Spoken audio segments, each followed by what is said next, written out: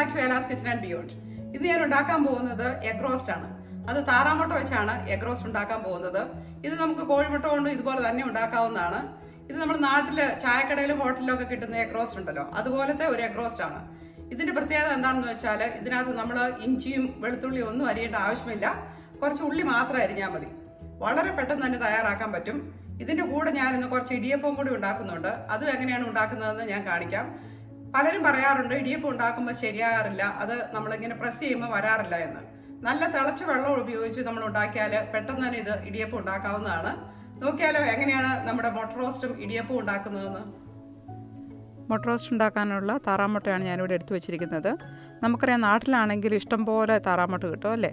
പക്ഷേ ഇവിടെ ആണെങ്കിൽ എല്ലാ കടയിലും ഒന്നും കിട്ടത്തില്ല. ചില കടകൾ മാത്രമേ ഉള്ളൂ നമുക്ക് താറാമുട്ട കിട്ടത്തുള്ളൂ. അപ്പോൾ ചിലപ്പോഴൊക്കെ ഞങ്ങളിത് കാണുമ്പോൾ വാങ്ങിക്കാറുണ്ട്. ഇത് സാധാരണ ഒരു കേസിനകത്ത് 6 മുട്ടയാണ് കിട്ടുന്നത്. നമുക്കറിയാം താറാമുട്ട എന്ന് പറയുമ്പോൾ കോഴിമുട്ടയെക്കാളും കുറച്ചുകൂടെ വലിപ്പമുള്ളതാണ്. അപ്പോൾ ഇതെല്ലാം തന്നെ ഞാനിപ്പോൾ റോസ്റ്റ് ഉണ്ടാക്കാനായിട്ട് ഉപയോഗിക്കുന്നുണ്ട്.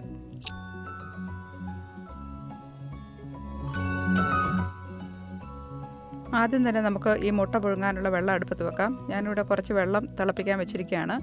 അതിനകത്ത് കുറച്ച് ഉപ്പോടെ ഇട്ടാണ് ഞാൻ സാധാരണ മുട്ട പുഴുങ്ങാറുള്ളത്. അപ്പോൾ അതിന് ശേഷം നമ്മൾ ഓരോ മുട്ടയായിട്ട് പതുക്കെ അതിനകത്തേക്ക് വെക്കുക. എന്നിട്ടൊരു 10-15 മിനിറ്റ് കൊണ്ട് ഇത് വെന്ത് കിട്ടും.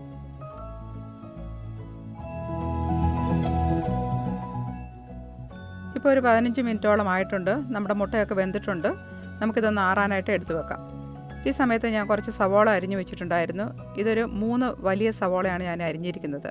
ഇപ്പോൾ ഈ മുട്ട റോസ്റ്റിന് നമുക്ക് ഏറ്റവും കൂടുതൽ ആവശ്യമുള്ളത് ഈ സവോളയാണ്. അടുത്തായിട്ട് കുറച്ച് മുളക് പൊടി വേണം. ഞാനിവിടെ എടുത്തിരിക്കുന്നത് 1 ടേബിൾ സ്പൂൺ കാശ്മീരി ചില്ലിയും 1/2 ടേബിൾ സ്പൂൺ സാധാരണ മുളക് പൊടിയാണ്. അതാകുമ്പം എരിവ് കുറവായിരിക്കുമല്ലോ. പിന്നെ കുറച്ച് മഞ്ഞൾപ്പൊടി വേണം. ഇവിടെ 1/4 ടീസ്പൂൺ മഞ്ഞൾപ്പൊടിയാണ് ഞാൻ എടുത്തിരിക്കുന്നത്. ഇത് 1 ടീസ്പൂൺ കുരുമുളക് പൊടിയാണ്. പിന്നെ നമുക്ക് കുറച്ച് ഗരം മസാല വേണം. ഇതും 1 ടീസ്പൂണാണ് ഇവിടെ എടുത്തിരിക്കുന്നത്. പിന്നെ നമുക്ക് കുറച്ച് കറിവേപ്പില വേണം. അതും ഇവിടെ എടുത്ത് വെച്ചിട്ടുണ്ട്. ഇനി നമുക്കൊരു പാൻ ചൂടായി വരുമ്പോൾ അതിനകത്തേക്ക് കുറച്ച് വെളിച്ചെണ്ണ അങ്ങ് ഒഴിച്ചു കൊടുക്കാം. ഇവിടെ ഇപ്പോൾ തണുപ്പ് തുടങ്ങിയിട്ടുണ്ട്, അതാണ് കേട്ടോ ഇതിങ്ങനെ കട്ടിയായിട്ടിരിക്കുന്നത്.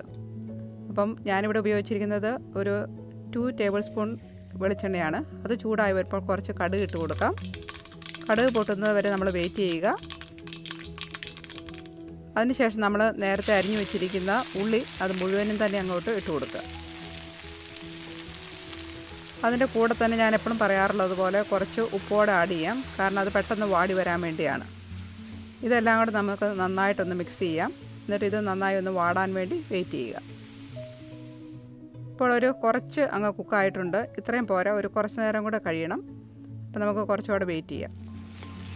ഇപ്പോൾ ഏകദേശമായിട്ടുണ്ട്. ആ ഉള്ളിയുടെ എമൗണ്ടൊക്കെ ഒത്തിരി കുറഞ്ഞിട്ടുണ്ട് അല്ലേ.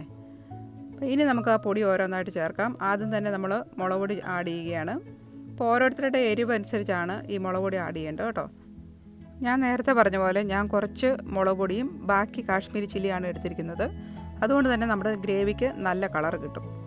അപ്പോൾ ഇത് മുളക് പൊടിയൊക്കെ നന്നായിട്ടൊന്ന് മൂത്ത് വന്നിട്ടുണ്ട്. ഇനി നമുക്ക് അടുത്ത പൊടിയായിട്ടുള്ളത് മഞ്ഞൾപ്പൊടിയാണ്. അതങ്ങ് ഇട്ട് കൊടുക്കാം. മഞ്ഞൾപ്പൊടി കൂടി ആഡ് ചെയ്തതിന് ശേഷം നമുക്ക് നന്നായിട്ടൊന്ന് മിക്സ് ചെയ്ത് അതും ഒന്ന് ചെറുതായിട്ട് മൂക്കുന്നത് വരെ വെയിറ്റ് ചെയ്യണം. അതിനുശേഷം നമ്മൾ എടുത്തു വെച്ചിരുന്ന കുരുമുളക് പൊടിയും അതിൻ്റെ കൂടെ തന്നെ നമുക്ക് ഗരം മസാലയും ആഡ് ചെയ്യാം. ഇതിനകത്ത് നമ്മൾ മല്ലിപ്പൊടി ഉപയോഗിക്കുന്നില്ല കേട്ടോ. അപ്പോൾ ഇതെല്ലാം തന്നെ ആഡ് ചെയ്തതിന് ശേഷം നമുക്ക് നന്നായിട്ടൊന്ന് മിക്സ് ചെയ്ത് ഇതിൻ്റെ എല്ലാം ഇത് നന്നായിട്ടൊന്ന് വഴന്ന് വരുന്നത് വരെ ഒന്ന് മിക്സ് ചെയ്യണം. ഇപ്പം പൊടിയും ഉള്ളിയൊക്കെ നന്നായിട്ട് മൂത്തിട്ടുണ്ട്. ഈ സമയത്ത് നമുക്ക് കറിവേപ്പില ആഡ് ചെയ്യാം. ഇപ്പം ഇതെല്ലാം തന്നെ നന്നായിട്ട് വഴന്ന് വന്നിട്ടുണ്ട്. ഇനി നമുക്ക് കുറച്ച് ചൂടുവെള്ളം ഇതിനകത്തേക്ക് ആഡ് ചെയ്യാം. അപ്പോൾ ഓരോ ഗ്രേവിയുടെ എമൗണ്ട് അനുസരിച്ചാണ് നമ്മൾ വെള്ളം ആഡ് ചെയ്യുന്നത്. അപ്പോൾ ഇത് ഞാൻ മിക്സ് ചെയ്ത് നോക്കിയപ്പോൾ കുറച്ച് കുറവായിരുന്നു. അതുകൊണ്ട് ഞാൻ കുറച്ചുകൂടി വെള്ളം ആഡ് ചെയ്യുന്നുണ്ട്. അപ്പോൾ നമ്മൾ ഈ വെള്ളം ഒഴിക്കുമ്പോൾ നല്ല ചൂടുവെള്ളം തന്നെ ഉപയോഗിക്കണം കേട്ടോ. അപ്പോൾ അതുകൂടെ ഒഴിച്ചതിന് ശേഷം നമ്മൾ നന്നായിട്ട് ഇതൊന്ന് മിക്സ് ചെയ്യുക. ഈ സമയത്ത് ഉപ്പ് കുറവാണെങ്കിൽ നമുക്ക് ആഡ് ചെയ്യാം. അപ്പോൾ ഞാൻ മുട്ടയുടെ തുണ്ടൊക്കെ പൊളിച്ച് ഇവിടെ എടുത്തു വെച്ചിട്ടുണ്ട്. നമ്മുടെ ഈ ഗ്രേവി നന്നായിട്ട് തിളച്ച് വരുമ്പോൾ നമുക്ക് ഇതിനകത്തേക്ക് ഓരോ മുട്ടയും ഇട്ട് കൊടുക്കാം. അപ്പോൾ അതിന് മുമ്പ് ഞാൻ മുട്ടയുടെ പുറം വെറുതെ ഇങ്ങനെ കത്തി കൊണ്ട് വെറുതെ ഒന്ന് വരഞ്ഞിട്ടുണ്ടായിരുന്നു. അപ്പോൾ അതിനകത്തേക്ക് നല്ല ഗ്രേവിയും അതിൻ്റെ ആ മസാലയൊക്കെ ഒന്ന് കയറാനായിട്ട് അത് ഹെൽപ്പ് ചെയ്യും. അപ്പോൾ ഇതും കൂടെ ഇട്ടതിന് ശേഷം നമ്മൾ നന്നായിട്ടൊന്ന് തിളപ്പിച്ച് ഒരു കുറച്ച് സമയം ഒന്ന് വേവിച്ചാൽ മതി. ഇപ്പോൾ നമ്മുടെ സ്വാദിഷ്ടമായ താറാമുട്ട റോസ്റ്റ് റെഡി ആയിട്ടുണ്ട്. ഇത് നമുക്കിനി ഒരു പാത്രത്തിലേക്ക് ട്രാൻസ്ഫർ ചെയ്യാം. ഇതിൻ്റെ ഗ്രേവിയൊക്കെ കേട്ടോ നല്ല തിക്കായിട്ടുള്ള ഗ്രേവിയാണ്. അപ്പോൾ അതിൻ്റെ കാരണം എന്ന് പറയുന്നത് നമ്മൾ ഒത്തിരി ഉള്ളി ഇട്ടതുകൊണ്ടാണ് ഇതുപോലെ തിക്കായിട്ടുള്ള ഗ്രേവി വരുന്നത്. അപ്പോൾ ഇതിനകത്ത് വേറെ മല്ലിപ്പൊടിയൊന്നും ഇല്ലാത്തതുകൊണ്ട് വേറെ ഇങ്ങനെ നമുക്ക് കൊഴുപ്പിനുള്ളതൊന്നും കാണത്തില്ല. ഇത് കണ്ടല്ലോ അല്ലേ? അപ്പോൾ നമ്മുടെ സ്വാദിഷ്ടമായ എഗ് റോസ്റ്റ് ഇവിടെ റെഡി ആയിട്ടുണ്ട്. ഇനി നമുക്ക് കുറച്ച് ഇടിയപ്പം കൂടി ഉണ്ടാക്കാം. ഇടിയപ്പം ഉണ്ടാക്കാനായിട്ടുള്ള വെള്ളം ഞാനിവിടെ അടുപ്പിൽ വെച്ചിരിക്കുകയാണ്. ഞാനിവിടെ 1 കപ്പ് പൊടിയാണ് ഉപയോഗിക്കുന്നത്. അതിനുവേണ്ടി 2 കപ്പ് വെള്ളം അടുപ്പിൽ വെച്ചു. അതിനകത്തേക്ക് കുറച്ച് ഉപ്പും 1 ടീസ്പൂൺ വെളിച്ചെണ്ണയും ഉപയോഗിച്ചാണ് ഞാനിത് തിളപ്പിച്ചിരിക്കുന്നത്.